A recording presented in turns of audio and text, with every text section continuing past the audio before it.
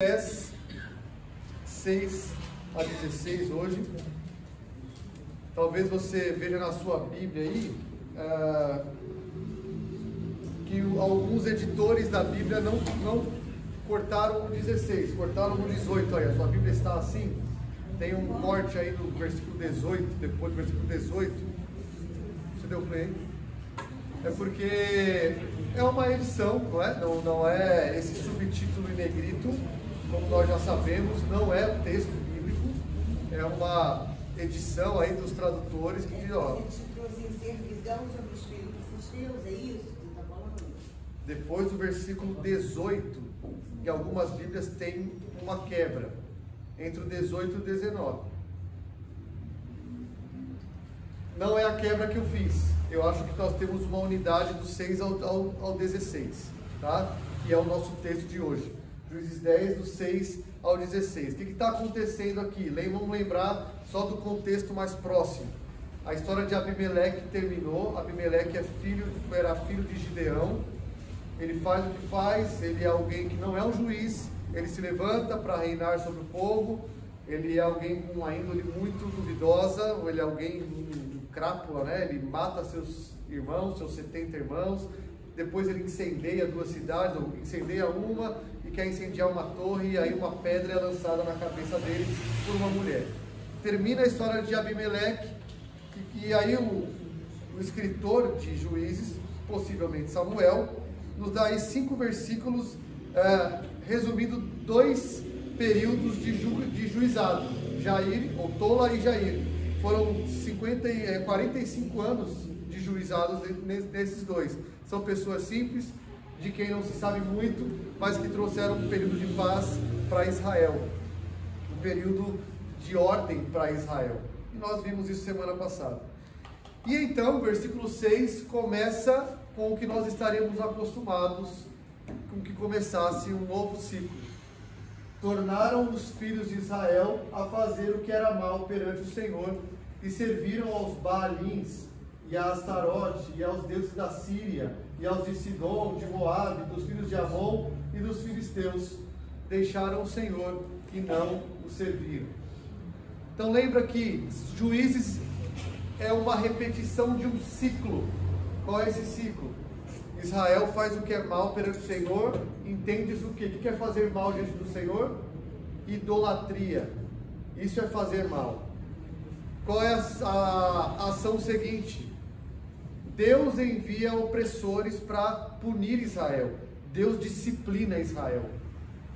Deus disciplina Israel por X anos. Então vem um outro povo, e oprime Israel de alguma maneira, seja com escravidão, seja com roubo da colheita. Um outro povo oprime Israel por X anos. Israel então clama ao Senhor. Qual é o próximo passo? O Senhor envia um juiz. Esse juiz não é como um juiz de hoje que julga causas da justiça, mas é um libertador militar. Deus envia alguém assim. Esse juiz livra o povo dessa opressão, e por X anos o povo tem paz. Esse é o ciclo. E nós vimos isso com Otniel, que foi o primeiro, capítulo 3, depois Eude, o canhoto, não é? Depois Baraque e Débora. Débora não é uma juíza, mas Baraque sim. Depois vem Gideão. Esse ciclo repetiu. Então, depois de Gideão, o escritor fez um puxadinho para o filho de Gideão, que foi Abimeleque. E agora, terminando essa história, Gideão / Abimeleque, vem Tola e Jair, que são juízes, tem um tempo de paz, só que volta o ciclo. E aqui nós entramos numa retomada do ciclo de apostasia. O que é apostasia? É abandonar o Senhor, tá? É uma palavra, um termo técnico aí para abandono do Senhor. Esquece-se do Senhor. Então olha o que essa sessão do 6 ao 16, o que é essa sessão? Primeiro, é o prólogo, é a introdução da história do próximo juiz, que é Jefté. Essa história vai de Jefté do 10:6, que é hoje. Nós não vamos entrar em Jefté ainda hoje, mas é a introdução a Jefté, até 12, 7. Capítulo 12, versículo 7, encerra Jefté. Tá? O que é? Então, é a libertação de Israel do seu novo opressor. Porque Israel fez o que era mal. Então, essa história de Jefté é o 5º ciclo que nós vemos no livro de Juízes. Tá? O 5º ciclo dos juízes maiores. E tem algumas similaridades, nós vamos ver aqui, com o ciclo de Eude. Eude era canhoto. Lembra dessa história? A história de hoje, ou que vai começar hoje, não hoje especificamente, mas Jefté, tem similaridades com a história de Eude. Duas delas são, primeiro, que um povo da além do Jordão é quem oprime Israel. Então vamos pegar o mapa aqui, para a gente ver isso. Olha só. E o Jordão está aqui, ó. Tá, ó. Mar da Galileia, Mar Morto. Entre o Mar da Galileia e o Mar Morto está o Rio Jordão. Da além do Jordão é sempre para cá, ó. No ciclo de Eude, o canhoto, foram os moabitas, aqui debaixo de Moabe, que vieram e oprimiram Israel. No ciclo de Jefté, são os amonitas que vão fazer isso. Tá? Então, essa é a primeira similaridade. Um povo da Transjordânia, da além do Jordão. E a outra similaridade com a Eude é que a opressão é ao mesmo tempo, é o mesmo, 18 anos. São 18 anos de opressão desse povo, dos amonitas, que vão agir principalmente aqui nesse território de Manassés Oriental, especificamente em Gileade, que é tanto uma cidade quanto o nome da região toda, Gileade, tá? É essa região aqui, ó. Então, essa é a introdução que nós veremos hoje, a opressão dos amonitas principalmente, mas vai ter filisteus junto. Tem os filisteus, que são um povo daqui de baixo, ali que fica na tribo de Judá. Os filisteus estão aqui, ó, em Gaza, tá? Eles estão nessa região aqui, ó. Então, amonitas com filisteus oprimem Israel. Nós vamos ver essa opressão, esse começo hoje, ok? Isso é bom para a gente ir decorando o mapa de Israel, né? Sempre voltando. Então, vamos lá. O que o escritor está querendo nos mostrar é que abandonar o Senhor tem consequência. Abandonar o Senhor tem consequência. O Senhor mesmo disciplina. A disciplina vem de Deus. Deus é severo na disciplina quando o seu povo o abandona e o troca, ou não só troca, mas convive bem com outros deuses. Lembra que Deus diz: eu sou o único Senhor. Deus requer exclusividade. O único Deus verdadeiro, que é o nosso Deus, o Deus e Pai de Jesus Cristo, requer exclusividade, porque Ele é o único. Mas o ser humano tende a levantar ídolos, tende a levantar falsos deuses. Jesus no Novo Testamento vai chamar dinheiro de um falso Deus. E diz: não dá para ter dois senhores. Ele requer exclusividade. O problema é que o ídolo, não.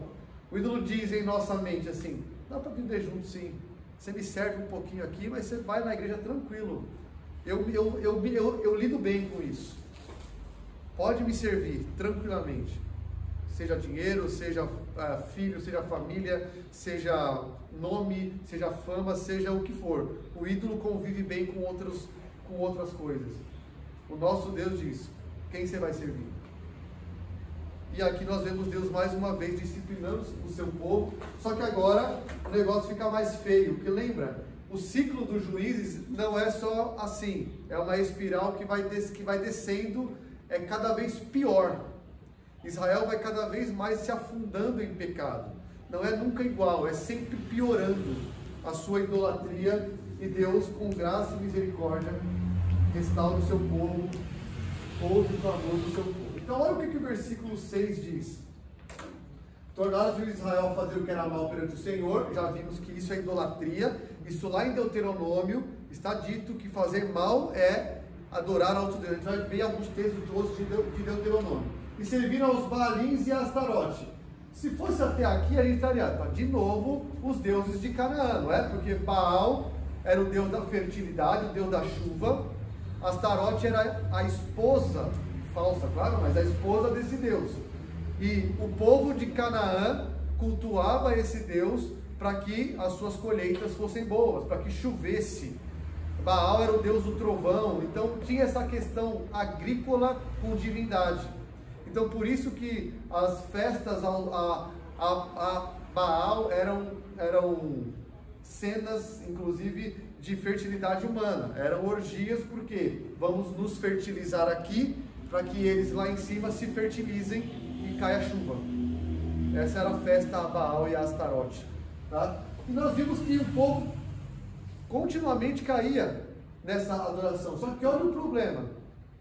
E aos deuses da Síria, que é no norte, e aos de Sidom, que é no norte e oeste, vou mostrar no mapa, e de Moabe, filhos de Amon e dos filisteus, deixaram o Senhor e não o serviram. Vocês perceberam a decadência de Israel? Amplia a idolatria. E olha como é pesado isso. Deixa eu comentar aqui. O ciclo anterior das narrativas de Gideão, de Abimeleque, então, retratam essa obsessão do povo com Baal e com Astarote. Então não nos surpreende isso. Deveria, claro, mas não nos surpreende. Baal e Astarote estavam lá. Só que o que é alarmante aqui é que o povo também adora deuses de outros locais, tá? Nada disso foi dito antes nos outros ciclos. Aqui começa a piorar mais a situação, o que mostra que a apostasia nunca é estática, ela sempre tende a cair cada vez mais, cada vez mais. Veja aí Juízes 2, que é a introdução de Juízes, um resumo do que vai acontecer no livro. Juízes 2:12. Depois da morte de Josué e da geração de Josué, diz assim, 2:12 de Juízes: deixaram o Senhor, Deus de seus pais, que os tirara da terra do Egito, e foram-se após outros deuses, dentre os deuses das gentes que havia ao redor deles, e os adoraram, e provocaram o Senhor a ira. Essa é uma constatação do que foi dito na introdução. O que Israel fazia era provocar o Senhor a ira, indo atrás de outros deuses. E lembra, Israel não quis tirar os povos do meio de si, lembra? Deus falou, expulsa, tira, mata, tira e expulsa. Israel não quis fazer isso mesmo podendo. A conta chega. Tem Deus lá, ninguém é tranquilo, não, dá para viver aqui com os deuses deles, mas a gente é do Senhor. Não foi assim. Eles caíram em apostasia. E Israel não tirou do meio dele os deuses. Então, olha só. Moabe, Amon, a Filistia, que são de onde veio os filisteus, eles eram cheios de deuses. Então, só para você lembrar, talvez você tenha ouvido falar desse deus aqui, ó. Moloque. Já ouviu falar desse deus Moloque? Era um deus lá de Amon, dos Amonitas. Vou pôr o mapa para ficar mais fácil a gente enxergar. Oi? Não. Já comentou que não faça seu filho passar pelo fogo a Moloque. Isso, é um deus que você sacrificava crianças. A Moloque, queimava viva criança. Então, ó, os deuses dos Amonitas eram Moloque, Dagon, dos filisteus. Lembra lá quando a Arca da Aliança foi para a casa de Dagon? Quando foi roubado, isso bem depois com Davi. O que aconteceu? Dagon caía diante da arca e os filisteus ficavam preocupados. Dagon é o deus dos filisteus, né? Ou também Baal-zebu, que vai ser depois o Beuzebu, que é o senhor das moscas, tá? Isso tudo é deuses ali. Agora, interessante que o texto nos mostra, Moabe está aqui embaixo. O que o autor quer nos dizer é que aqui para cima está a Síria, os deuses da Síria, os deuses fala aí, perdi aqui. Sidom está nesse litoral. Então, ó, Síria, Sidom, dos filisteus, dos moabitas e dos amonitas. O que ele está dizendo? Ele está mostrando que de todo lado Israel se prostituiu com os deuses. de todas as formas possíveis. E isso é interessante no texto também, porque conta quantos são aí que ele coloca: Baalins, Astarote, da Síria, Sidom, Moabe, filhos de Amon e filisteus. 7. 7 na Bíblia te diz alguma coisa? Completude. É proposital, são 7 que ele diz porque é completo. A apostasia foi completa. De norte a sul, de leste a oeste, são 7 deuses ali, falsos, claro, mas o ponto é, Israel está imerso em idolatria. Imerso em idolatria. Resumindo, os atrativos desses deuses eram muito mais atraentes do que o Deus de Israel. Imagina assim, puxa, o pai falou, puxa filho, a plantação lá dos filisteus foi melhor, hein? Vamos tentar lá o Dagon, vamos tentar ali o Baal, vamos tentar lá. Era mais atrativo e aí eles acabaram caindo nisso. Claro, não estou justificando, dizendo que o povo caiu, o povo está errado, né?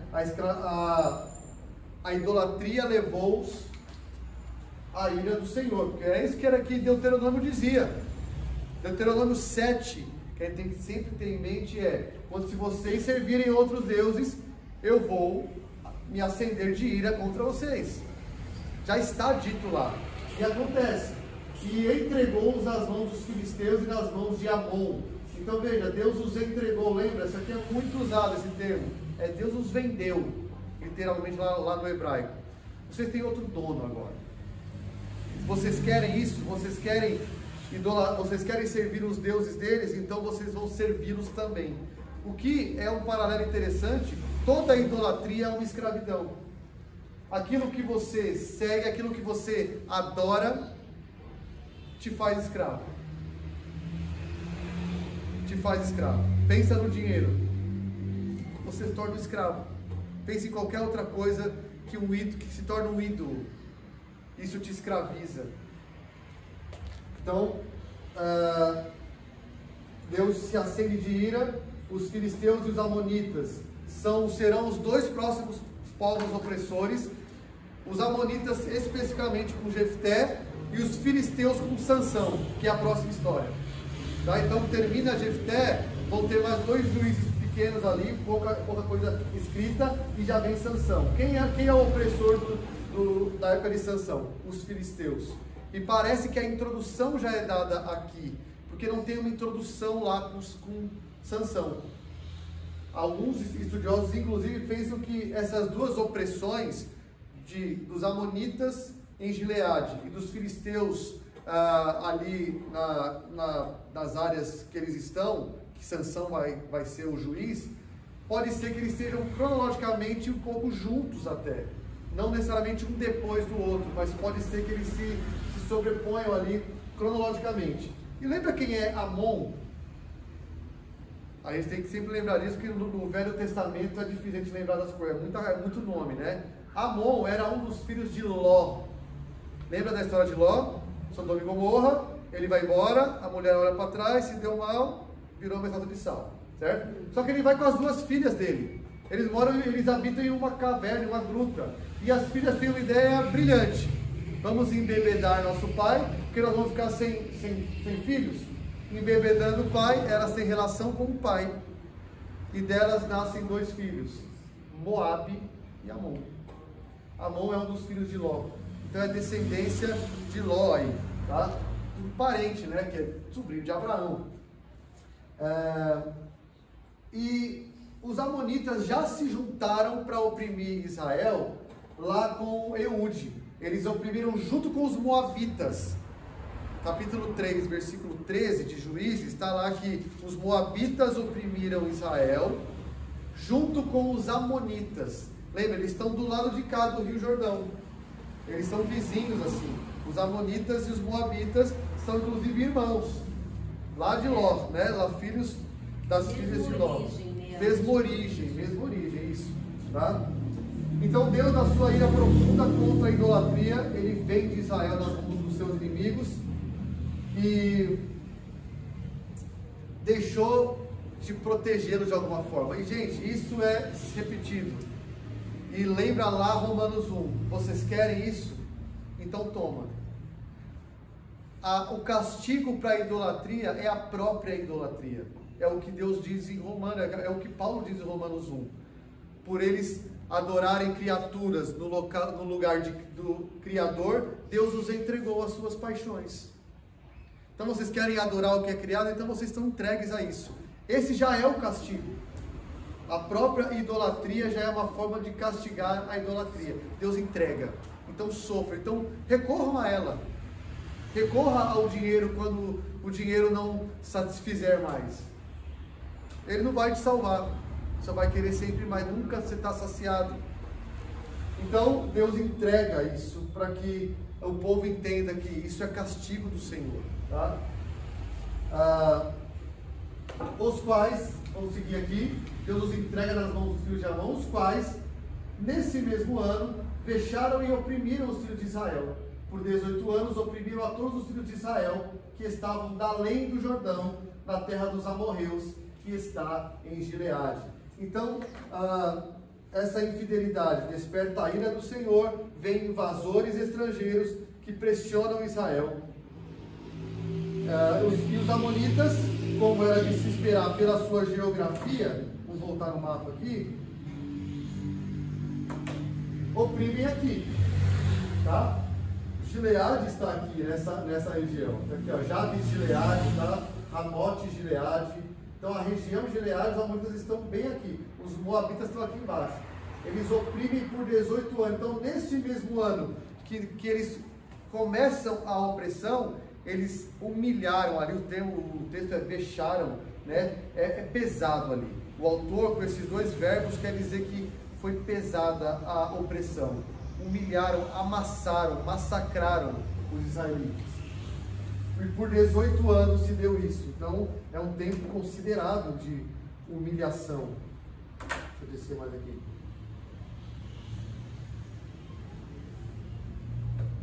Então o autor está dizendo onde está sendo aqui a opressão. Tá? Os filhos de Amon passaram o Jordão para pelejar também contra Judá e contra Benjamim e contra a casa de Efraim, de maneira que Israel se viu muito angustiado. Então vamos voltar lá. Olha para onde mais eles foram. Os amonitas passaram o Jordão e lutaram, pelejaram contra Efraim, Benjamim e Judá, de forma que o povo ficou muito angustiado. Então a opressão aqui era severa, especialmente aqui muito severa em Gileade, nessa região, mas eles também invadiram o centro aqui, centro-sul, né? Benjamim, Efraim e Judá.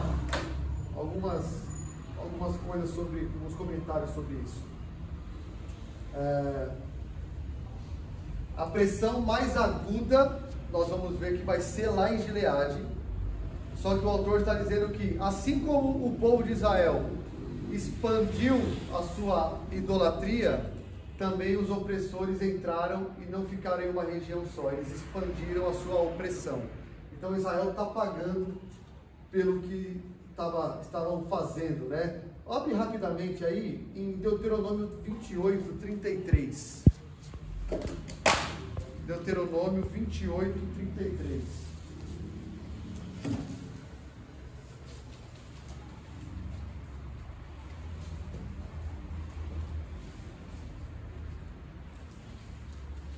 Aqui são os castigos da desobediência. Lembra? Deuteronômio é a lei. Eles vão entrar na terra, Deus está falando. Se obedecerem, vão colher bênçãos. Se desobedecerem, vão colher maldições. 28, 33. O fruto da tua terra e todo o teu trabalho comê-los-á um povo que nunca conheceste, e tu serás oprimido e quebrantado todos os dias. Oprimido e quebrantado são verbos que são usados ali. Foram vexados, né? Foram esmagados. Onde está? Vexaram e oprimidos.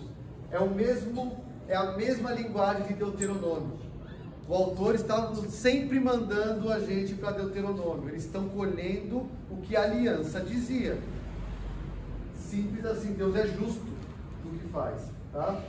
Então teve essa opressão, não só lá na região de Gileade, mas também no centro-sul ali. Vamos seguir. Então veja, até o 9 é o cenário da opressão, o que Israel fez e o castigo de Deus, mandar um povo, no caso 2 opressores, para oprimir Israel. Versículo 10. Vou subir aqui, frisar.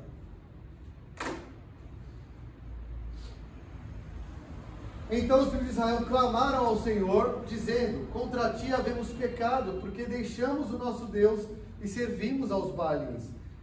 Isso nunca aconteceu antes de Israel clamar e dizer isso. Se você quiser voltar, a gente pode fazer isso muito rapidinho. Olha só, volta lá em Juízes 3, que é o primeiro ciclo, Otiniel. Primeiro, Juízes 3, 9. Clamaram ao Senhor os filhos de Israel, e o Senhor lhe suscitou o libertador. Clamaram. Otiniel. Eúdio, segundo ciclo. Versículo 15 do capítulo 3. Então os filhos de Israel clamaram ao Senhor, e Deus lhe suscitou o libertador. Depois, capítulo 4, versículo 3. Clamaram os filhos de Israel ao Senhor, porque Jabim tinha 900 carros de ferro. Clamaram. Capítulo 6, Gideão, 6:6. Assim Israel ficou muito debilitado com a presença dos midianitas, então os filhos de Israel clamavam ao Senhor. O que eu estou dizendo aqui? Que Israel clamou ao Senhor para livrar da consequência do pecado, o que muitas vezes a gente faz. Deus para a gente é útil.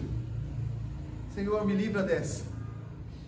Eles não queriam relacionamento com o Senhor, eles queriam a utilidade do Senhor. Eles clamavam para um ídolo, igual.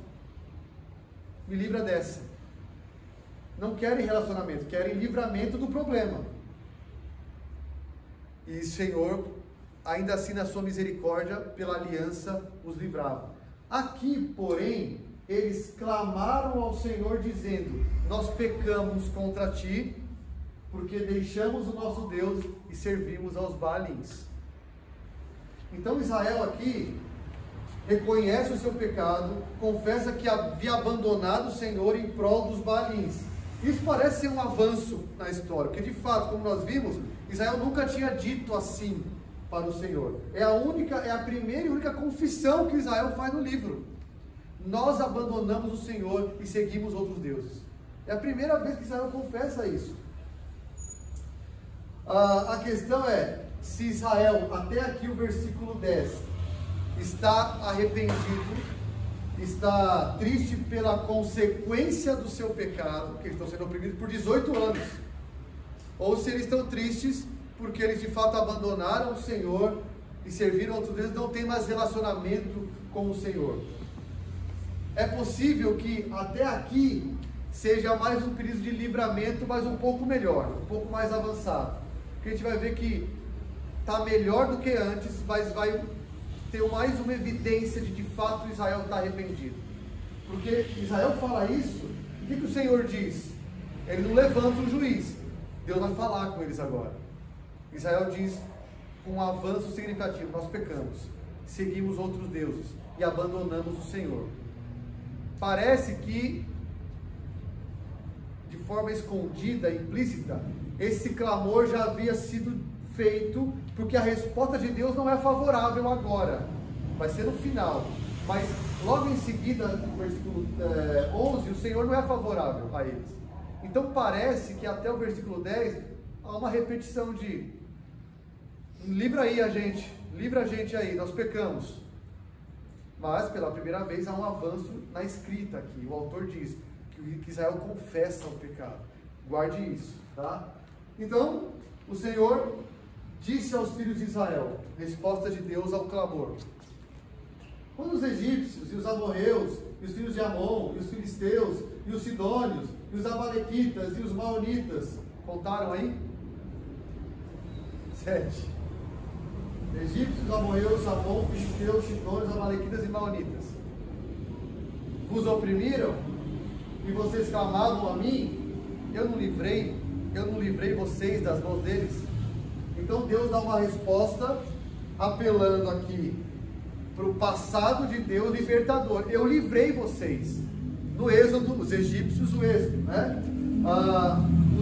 Os amorreus eram um dos povos de Canaã. Então, por exemplo, na opressão com Sísera e Jabim, lá de Débora, os cananeus os oprimiram.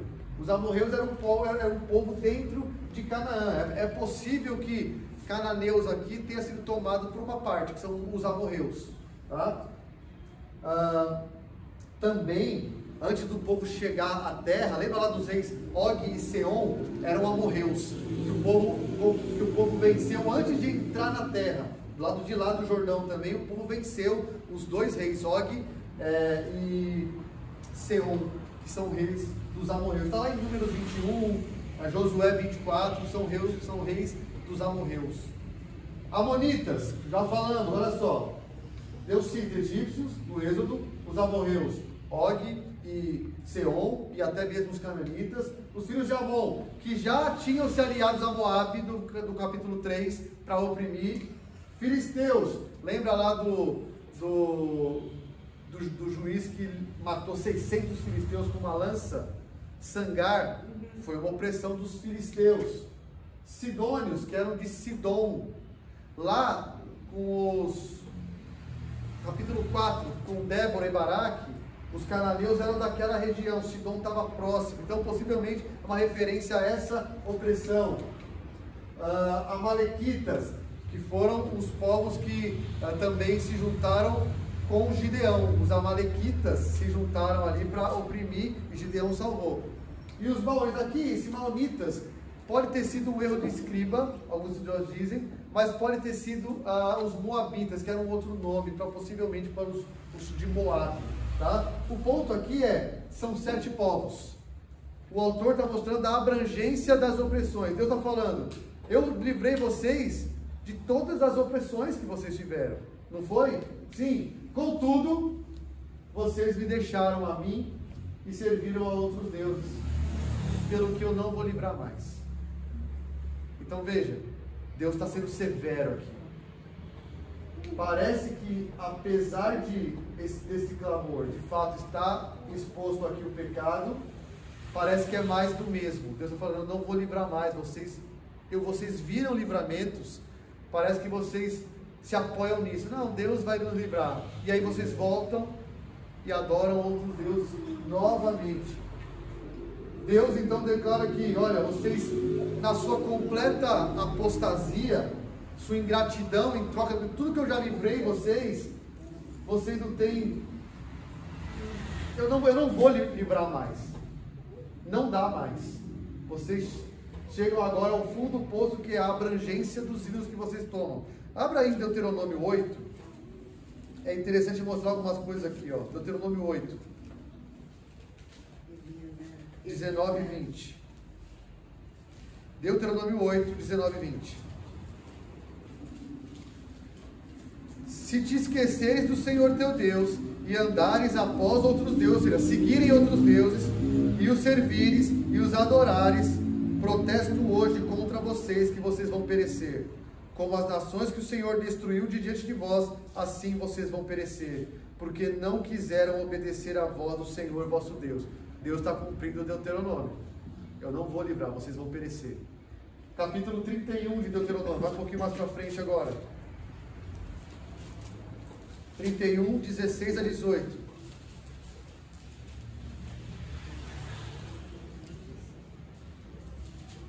Deus está dizendo aqui a Moisés, eles vão me abandonar quando entrarem. Olha o que Deus diz.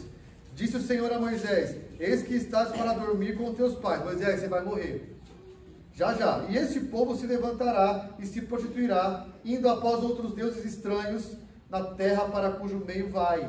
E me deixará e anulará a aliança que fiz com ele. Nesse dia a minha ira se acenderá contra ele. Desampará-lo-ei e dele esconderei o rosto, para que seja devorado. E tantos males e angústias o alcançarão, que dirá naquele dia, não nos alcançaram esses males, por não estar o nosso Deus no meio de nós? Esconderei certamente o rosto naquele dia, por todo o mal que tiverem feito por se haverem tornado a outros deuses. Percebe? Deus está cumprindo o que ele disse. Eu não vou livrar mais. Vocês me abandonaram completamente. E aqui, olha o sarcasmo santo de Deus. Vão, clamem aos deuses que vocês escolheram, eles que vos livrem. Perdão, no tempo do vosso aperto. Então a paciência do Senhor chegou ao fim. Nos 3 primeiros ciclos, ele responde favoravelmente ao Senhor. Agora a resposta não veio fácil do livramento, porque a apostasia foi maior, foi mais danosa. Como é que Deus falou com o povo aqui? Não dá para saber se foi um profeta, se foi de fato o Senhor falando com um representante, com um sacerdote. O texto não diz. Mas Deus quer confrontar o povo ele mesmo. Aqui é o Senhor, veja que não é o anjo do Senhor, não é um profeta enviado, é o anjo, é o próprio Senhor que fala com o povo. E Deus lembrou Israel que ele foi: eu livrei vocês de várias opressões, ou seja, eu não posso, parece que Deus está falando assim, ó, não dá para levar a sério mais a confissão de vocês. Não dá para levar a sério mais isso. E com sarcasmo ele diz: peçam para os deuses que vocês seguem, para livrar vocês dessa. Vocês são escravos desses agora, vocês são oprimidos, vocês são idólatras deles, peçam a eles, esses deuses que vocês estão indo atrás. Veja, o povo era ingrato. Obrigado, Deus. Obrigado.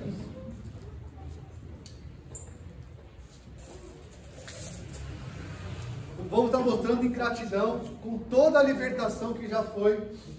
E Deus diz: não vou livrar mais. Mais um texto de Deuteronômio 30.